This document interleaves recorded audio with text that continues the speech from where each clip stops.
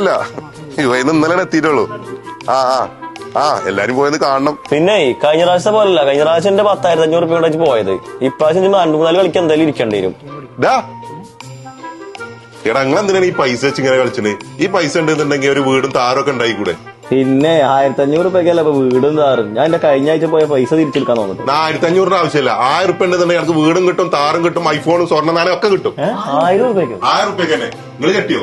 1000 റുപ്യ ഇങ്ങോട്ട് എടുക്കാണ്ടോ? അങ്ങനെയാണെന്നുണ്ടെങ്കിൽ 38 സെന്റ് സ്ഥലവും ഈ വീടും നിങ്ങൾക്കുള്ളതാണ്.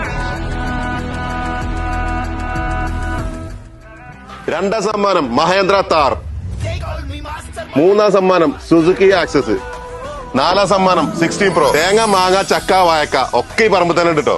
പിന്നെ പള്ളി, സ്കൂള്, അമ്പലം ഇതൊക്കെ തൊട്ടടുത്ത് തന്നെ കേട്ടോ.